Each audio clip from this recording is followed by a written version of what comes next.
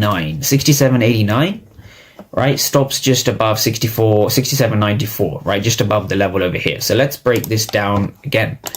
So now what we're going to do is we're going to focus on the initial bounce. This was the highest bounce. I call this the retest rejection. So price wanted to retest the level or retest the area.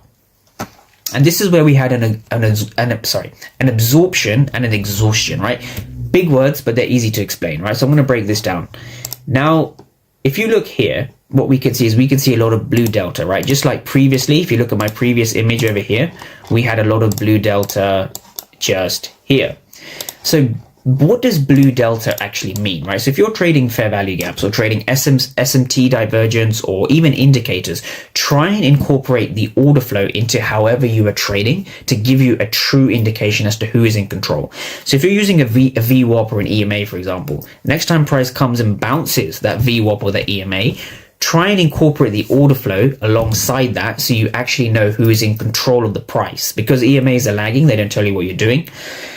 Support and resistance themselves, they don't give you too much context unless you put the accurate context to it, which is what we're going to go through now, right? So I'm going to be breaking down a few delta outliers. I call them delta outliers because delta outliers are essentially areas on the chart which are highlighted in dark, in this case dark blue. So 351 for 595, 305 for that says 624, and we also had over here 67 for 412. But if you just focus on these two over here, which corresponds to this region here, aggressive buyers are trying to drive price higher, right?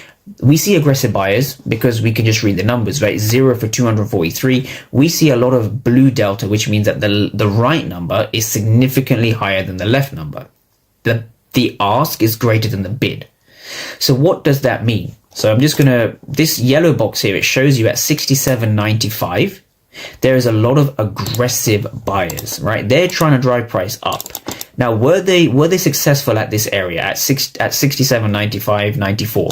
Were they successful? Well, not really, because we broke below this level. So what does that tell you about this entire level and this entire region from about 67.94 to about 67.90? That 5-point region, what does the order flow tell you about that particular price area? It tells you that price, there's a supply at the area. Buyers themselves have been absorbed. They've been exhausted, right? An exhaustion you can see with a 0. When you see 0 at one high or low of the movement, that 0 is a finished auction, which means that buyers and sellers they're no longer aggressively trading at that price because you see a 0, right? So you can call it a finished auction, right? Finished auction just means buyers and sellers are no longer interested in trading at that price. There is a new price that essentially the market wants to trade at. Your job is to determine which price that's going to be, and more importantly, determine the direction in which that price is going to be, right? So is the direction upwards or downwards? So in this case, what we can see is we can see aggressive buyers have failed over here. We created a bearish fair value gap. So what that simply means